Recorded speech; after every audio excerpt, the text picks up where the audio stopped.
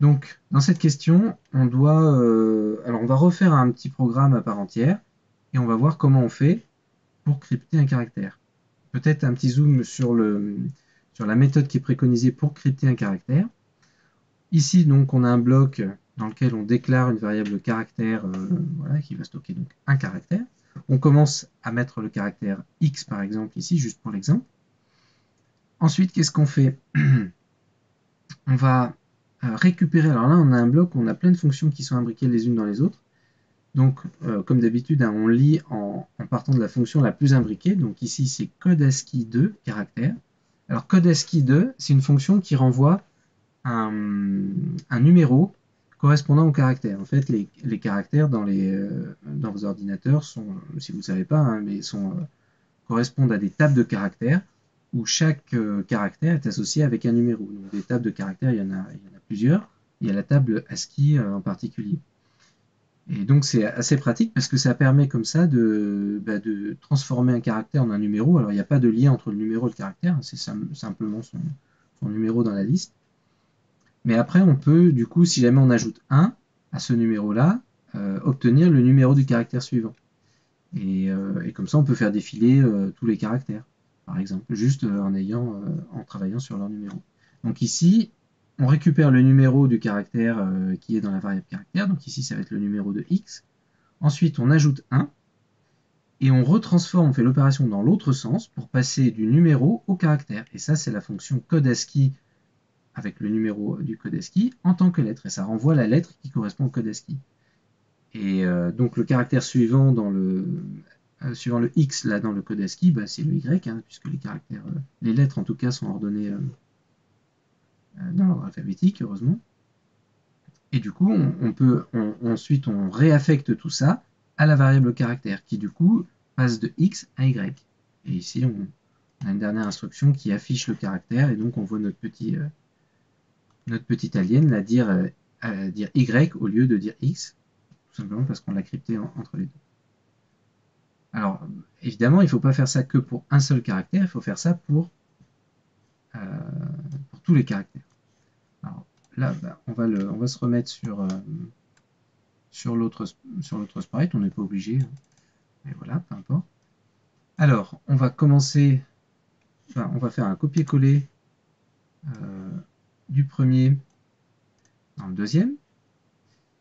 Donc, on garde le début, on entre une chaîne, on récupère la chaîne. Alors, le compteur, on n'en a pas besoin en réalité. Donc, on va supprimer la variable compteur. Et ça, on n'en a plus besoin non plus. Et par contre, là, le principe, ça va être quoi? Non. Si on avait la possibilité de modifier dans les chaînes de caractères les caractères au sein de la chaîne, ben, on pourrait faire comme un tableau, on pourrait dire on remplace le im caractère de chaîne par son suivant après l'avoir crypté. Mais là, on ne peut pas. Dans les chaînes, on ne peut pas modifier. Une fois qu'une chaîne est rentrée, on ne peut pas la modifier. Donc ce qu'on va faire, c'est qu'on va en créer une autre.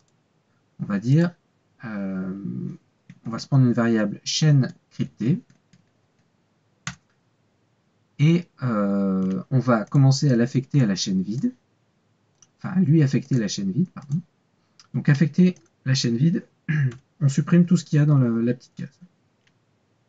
Donc par défaut, c'est une chaîne vide. Et après, qu'est-ce qu'on va faire? On va lire chacun des caractères, et pour chacun, on va le crypter, et on va l'accoler à la fin de la chaîne cryptée. Donc petit à petit, la chaîne cryptée va voir sa taille augmenter, son nombre de caractères augmenter, mais uniquement avec les valeurs cryptées des caractères qu'il y a dans la chaîne.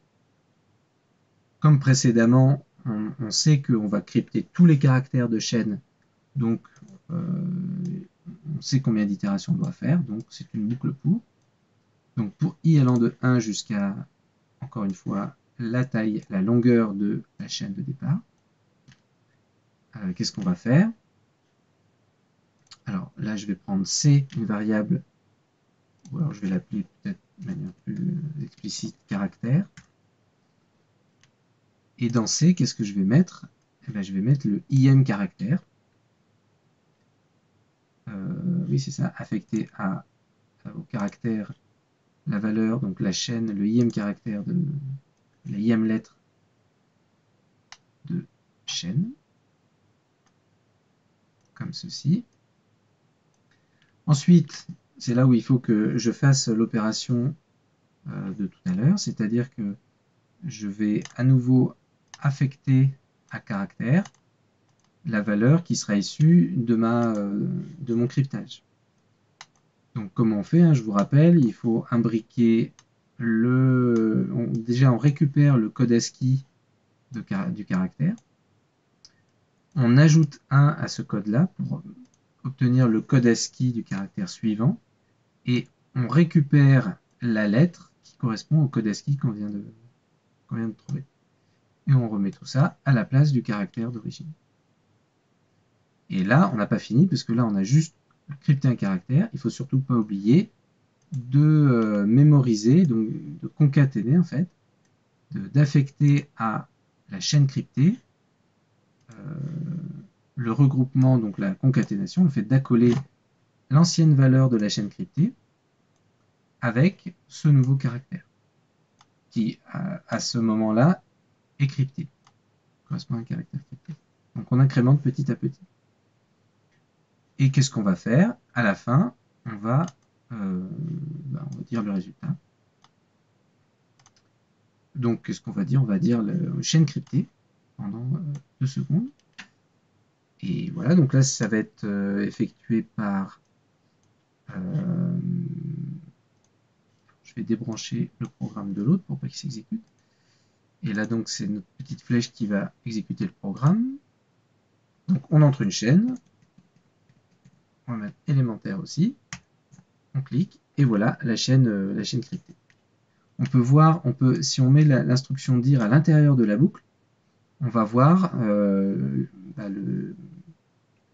l'évolution de l'état de la chaîne cryptée à chaque itération.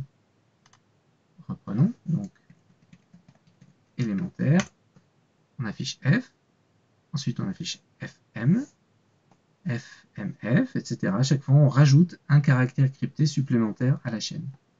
Donc rajouter des caractères à une chaîne déjà existante, on peut le faire, mais changer un caractère à l'intérieur d'une chaîne, on ne peut pas le faire. Et ça, c'est commun à Biob et à la plupart des langages de programmation structurés classiques.